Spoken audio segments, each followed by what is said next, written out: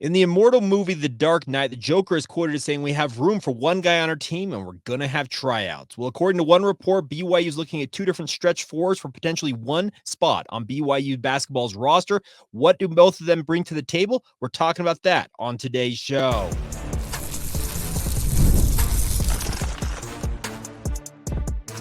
You are Locked On Cougars, your daily podcast on the BYU Cougars. Part of the Locked On Podcast Network, your team every day. What's up, everybody? I'm Jake Hatch, your host here on Locked On Cougars, your resident BYU insider. Thank you for making Locked On Cougars your first listen of the day. Appreciate all of you who we like to call everydayers right here on the Locked On Podcast Network. This is your original daily podcast focused on the BYU Cougars, and today's show is brought to you by our friends over at Game Time. Download the Game Time app today, create an account, use the promo code LOCKEDONCollege for $20 off your first purchase. Terms apply. All right, let's dive right in on today's show and talk about two guys BYU basketball is reportedly in the mix for, both of them bringing similar skill sets, and that's why I invoked the immortal words of Heath Ledger's Joker in the start of today's show, because it feels like of these two players, one of them is likely to get a spot on BYU's roster if they so desire, and the other probably looks elsewhere because they just simply put, they play the same position, it looks like. Now, Kanon Catchings recently visited BYU earlier this week, and by all reports, particularly Robbie McCombs for Vanquish the Foe, said that he enjoyed his visit, and obviously BYU remains in the mix there. He is planning on making visits to Florida State and NC State, according to the report that Robbie put out there. But more importantly, he is not the only quote-unquote stretch four that BYU is looking at here, because there is another one that has emerged on the scene, and it was something that I found curious, that when Robbie retweeted a tweet from Jeff Goodman saying that Keylan Boone is expected to enter the transfer portal as he takes advantage of the recent rule the NCAA is providing an additional year of eligibility to anyone deemed ineligible to compete in any portion of seasons since the ruling came down that changed all of that. Now, Keylan Boone makes a very similar sense for BYU to bring him in. 6'8", stretch four, but he's got proven production at the Division I level. Now, he played most recently at UNLV. He was an All-MWC honoree last year as he averaged 13.7 rebounds and made over 53 pointers on the season. He also played 3 seasons at Oklahoma State and Pacific, so he's got Big 12 experience. Could bring that to BYU with his extra year of eligibility. And then, funny enough, and I do remember this, he did score 19 points against BYU once upon a time when he played for the Pacific Tigers. So it's interesting to look at these two, because Kanon Catchings, what he's got in him is he is a top 40 prospect. He's the young stud that you're looking at saying, okay, what could he ultimately become? Could he be a one and doneer? Probably that could be the case with him, but at the same time, he could be a guy that could contribute 2 or 3 years if he has a slower trajectory in terms of his development over his career. Whereas Keylan Boone, he is a guy, like I mentioned, who's already got proven production at the Division I level. He's an All-MWC player last year, and any of you who recall, the Mountain West Conference last year was a very, very good basketball league, and to be All-MWC, pretty important stuff. So the debate here between these two players is essentially, what is BYU looking for? Are they looking for a young player that can develop and potentially could leave after 1 or 2 years? Or are you looking at a guy like Keylan Boone saying, you know what, we need some veteran leadership, a guy who's a proven commodity at this level to come in and compete for playing time?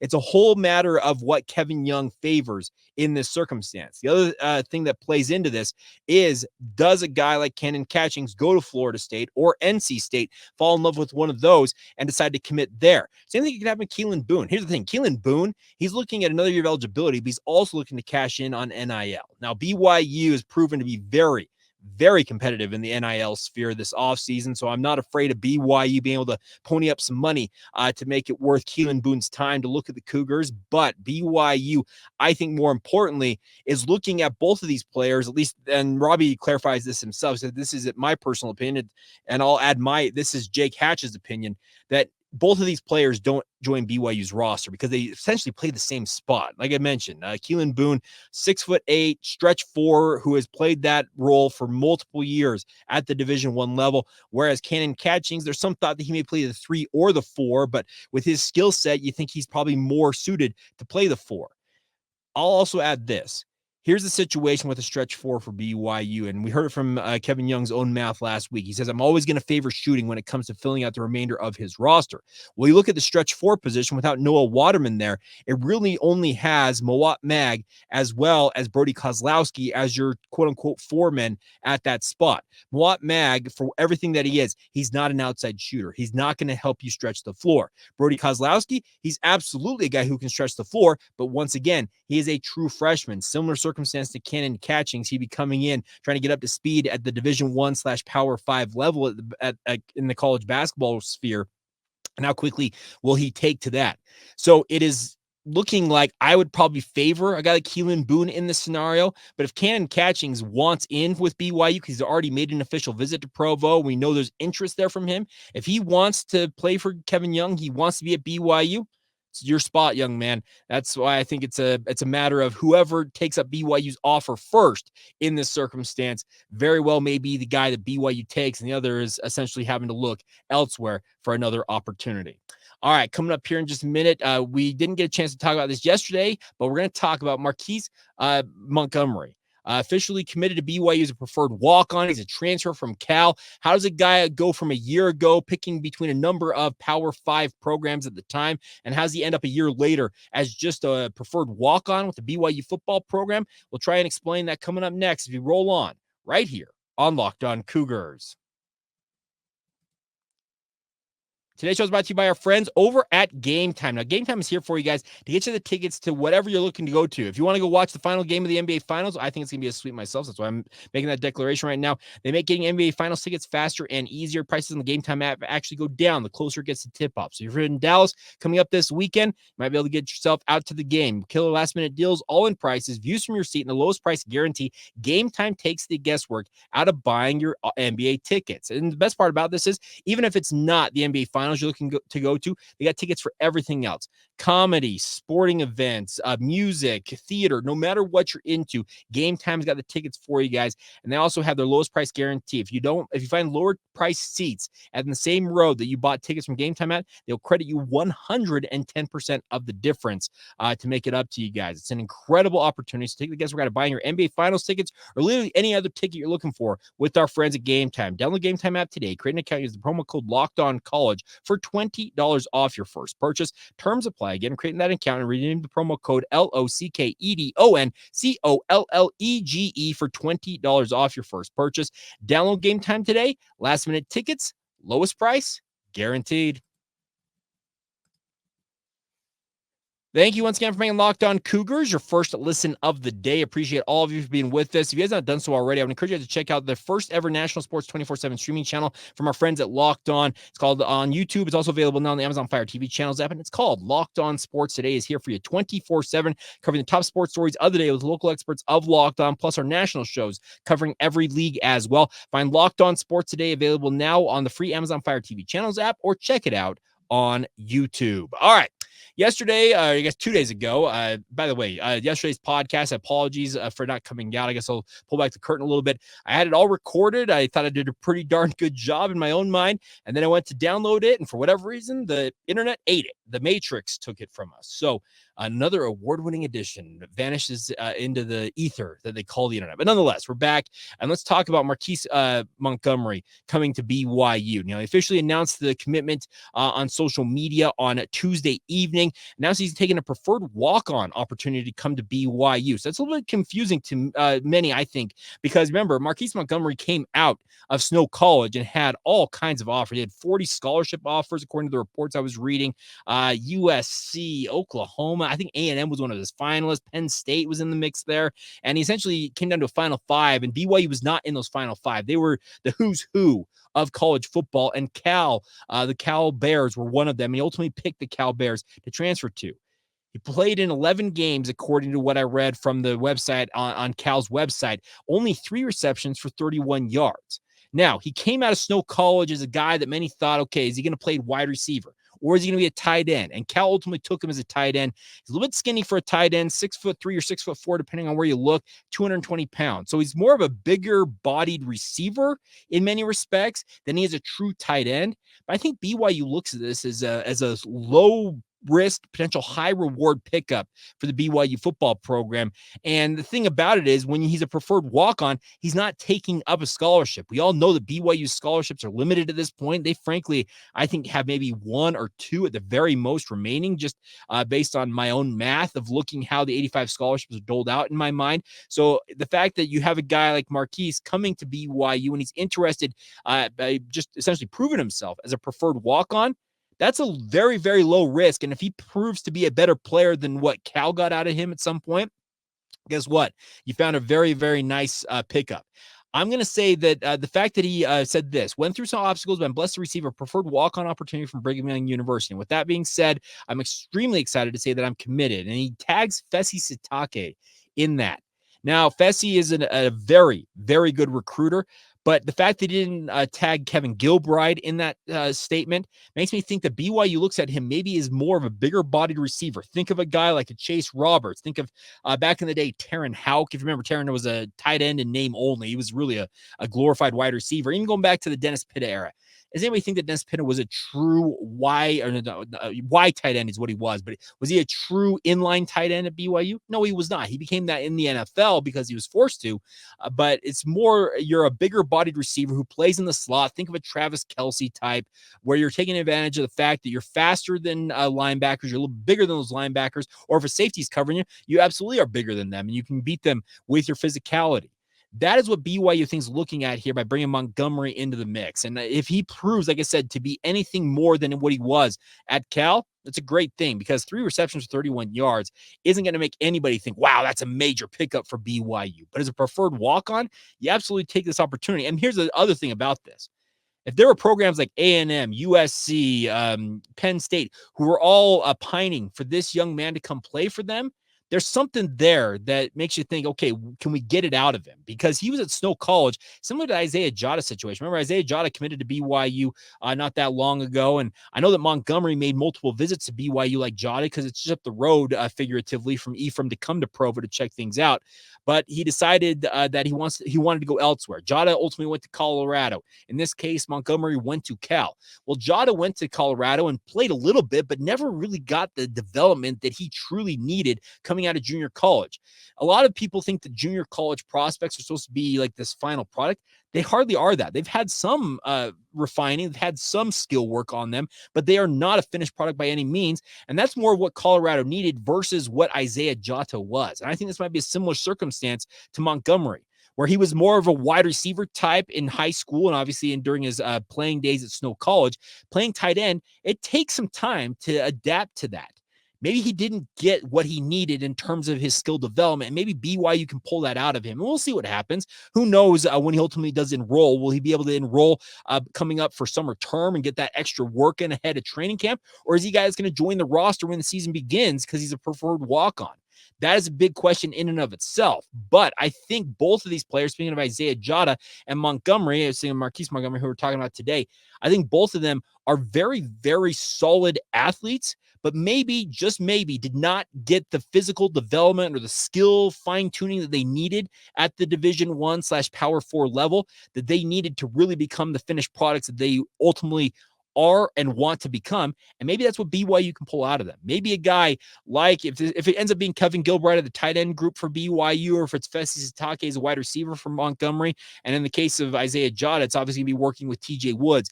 If those coaches can get those guys to up to being able to play at the Power 4 level, it's a great pickup for BYU because you've got more out of them than the other programs that ultimately took them originally did. And that screams that BYU, yet again, remains a skill development team. That's something that BYU's hung its hat on for years, decades, literally. They're a program that, yeah, they're trying to recruit high-level athletes. There's no doubt about that. They want to bring in 4- and 5-star talents. But BYU's track record, more importantly, is they usually bring in a 3-star talent and end up getting 4 or 5-star production out of those players. That's more of what BYU's rep is. So if a guy like Montgomery can come in and he can throw up more than 3 receptions and 31 yards for BYU, okay, you got more out of him than Cal did. If Isaiah Jada comes in and ends up starting like many believe he can for BYU on that offensive line, guess what? You got more out of him than Colorado did. And I think that's a win in BYU's book if that ultimately comes to fruition. So I really like the way the BYU's approached this. And like I said, Montgomery, you look at it, and it's like a low risk, high reward option. You bring him in, see what you can get out of him. And if he doesn't pan out, so be it. You essentially wash your hands of it and move on. You tried, but it did not work out. And you say, thanks, but on your way you go. So we'll see. I look at this as an opportunity for BYU to add another piece to the mix. And like, if anything, he gets some special teams work, etc. He offers an extra body that can add a little bit to BYU's football program. Great, you move on with it. But I think that both of these players, Isaiah Jota, I kind of reading on Montgomery situation, it sounds and really feels very similar. These two players, they went to programs where I think the programs they went to thought that they were finished products, but they are not that yet so far. And maybe BYU, even with the limited time that both of them have to develop at BYU, maybe, just maybe, BYU can pull a little bit more out of them and really help them become the players that they want to become and hope to become, and ultimately live their dreams as football players. Because it's the biggest thing with these college football guys. Many of them understand that this might be the end of the road for them. Anything beyond this is gravy in many of these guys' eyes. There's guys absolutely who have stars in their eyes and believe that they're going to be NFL players, and a lot of them will be that. But there are other guys who understand, you know what, let's just play the string out here and see what comes. And I think that both of these players are probably looking more at seeing what they can ultimately become versus saying, yeah, I'm absolutely going to end up at the next level. But I hope that's their dream, is that they can end up at the next level. But it's going to take some time and some work from all parties involved to make that happen. All right, we'll finish up today's show with a couple of questions I answered on yesterday's podcast as well, but we'll get back to them because none of you heard those answers. They were great, let me tell you. We'll get to those coming up next right here on Locked On Cougars.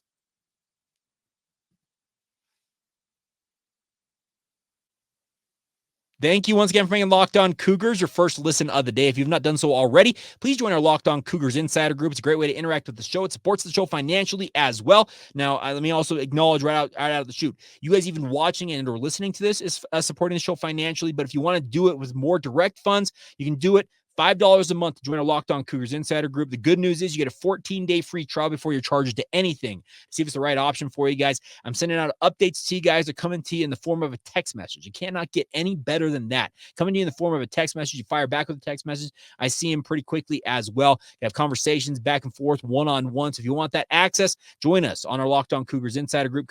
Click the link in the show notes. You can join us today, and hopefully you guys will enjoy that along the way here. All right, a couple of notes for you guys before we go on today's show. Some questions, more particularly Mark Sanders added this: have you heard anything about Kanon Catchings visits today? And then Bud Todd also asked that. Any news on Kanon? Similar to Robbie, I was told the visit went well. Now, does that mean that he's going to sign tomorrow?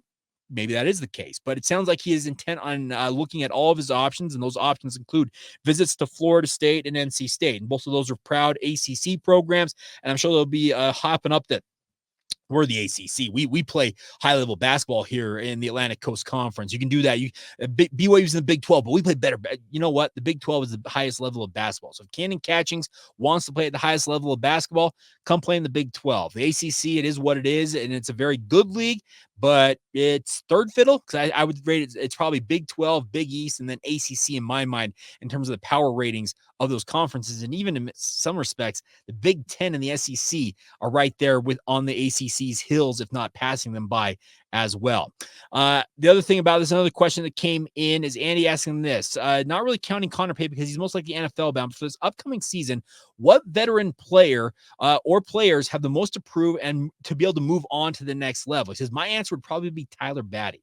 Now, Tyler Batty absolutely has a lot to prove. He's got this reputation as a fearsome pass rusher. He's got the physique. He's 6'5". He's 270 some odd pounds, and he's chiseled seemingly out of granite. That's the thing about this. You look at Tyler Batty, and he should be the consummate defensive end that you want to have in your football program.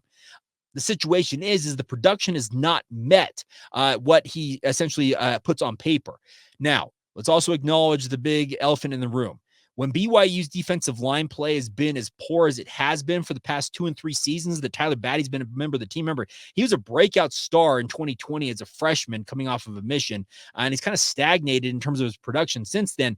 But think about the defensive line play since that time. It's been putrid, to be kind. And the thing about it is he's probably been the best and most consistent defensive lineman BYU's had in that time.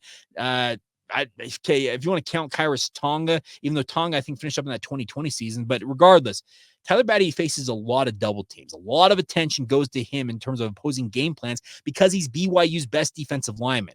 If BYU can truly get some extra defensive line pressure this season, and that's a question mark, it's a massive question mark, frankly, that they have to answer. If they can get that, I would expect that Tyler Batty absolutely can go out there and put up the production that he hopes to have and that will get him higher up on NFL teams' radars. There's a big reason why Tyler came back. He obviously had some things he wanted to accomplish off the field, but at the same time, he wants to be the highest level draft pick he possibly can be. And at the age he is at after serving a mission, etc., it's probably looking like he's in the back half of the draft at minimum right now.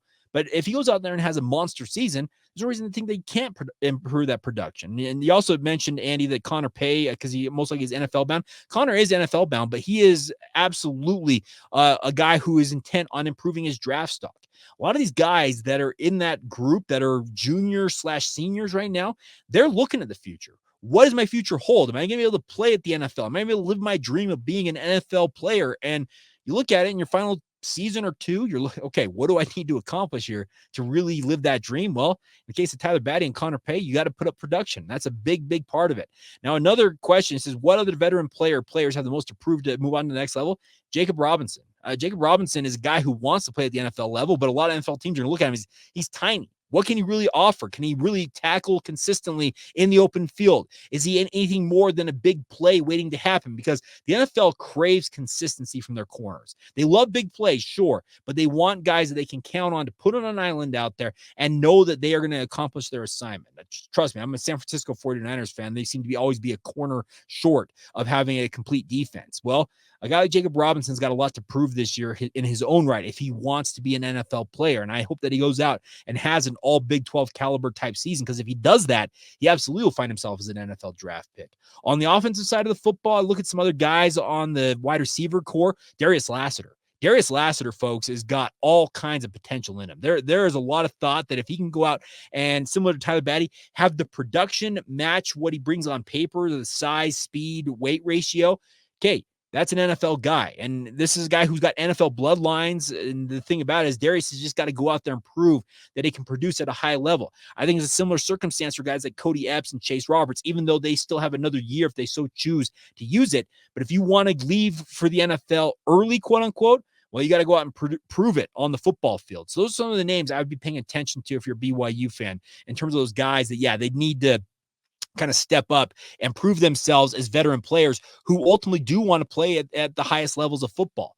Now, the other thing is there are going to be certain guys that are probably going to have to go the what do we call it, the spring league route, the UFL route. And it's not a bad route to take because there are guys that make that leap every so often. I would expect that Kai Nakua, I hope he gets a call up from some team this summer to go to an NFL training camp. He was an all UFL safety this past year, a very, very good player. Obviously was a star at BYU, but can he resurrect his time in the NFL with that stellar season playing for the Michigan Panthers of the UFL? I hope so. And that's the thing about it, is some of these guys, they may find their route takes them to that league and having to make a more circuitous path on their way to the NFL. But the biggest thing you can do right now is to control the controllable. And what that is for a lot of those veteran players on BYU's roster is just produce. And production, obviously, that comes in the form of stats, but also at the same time, NFL teams, they're going to look at you. How consistent are you playing in the case of a guy like Darius Lassiter every single play, even when the ball's not coming your way? Are you blocking your heart out? Are you running your routes the right way? Are you doing everything you need to do on the field? Because if you are lackadaisical in any facet, that's a mark against you from these NFL teams. Tyler Batty, you can't take plays off at defensive end. Connor Pay can't take plays off on the O-line. You've got to be able to bring it every single time you line up on that line of scrimmage and go after it. And if you start to slack off, well, guess what? NFL talent evaluators, they will note that, they will see that, and they will absolutely mark you down in terms of, a mark against you, I guess the best way. It'll downgrade you in their eyes if you're not bringing it every play. You've got to do that. There are eyes in the sky at all times, and film doesn't lie. The coach says all the time, the film does not lie, and it absolutely does not lie when it comes to your NFL and potential pro football future as well. All right, there you go. That's what we got for you guys on this Thursday, officially, of the podcast. A big thank you for all of your support, as always. Cannot thank you guys enough for your continued support of this podcast. It absolutely means the world to me that you guys enjoy it as much as you do. So please continue to subscribe, rate, review, share it with your family and friends. Join us on the Locked On Cougars Insider Group. Do everything you can do to support this podcast and continue to help us grow the audience. We have had phenomenal growth, and this is a great time of year to do it. You're seeing family, friends at parties, and you're getting together with people during the summertime that you don't maybe not see a lot of the other times of the year. Well, guess what? Share with them this podcast. So thank you, as always, for the support of the podcast. Thank you for making it your first listen of the day. And, of course, thank you to all of you who are everydayers right here on the Locked On Cougars podcast.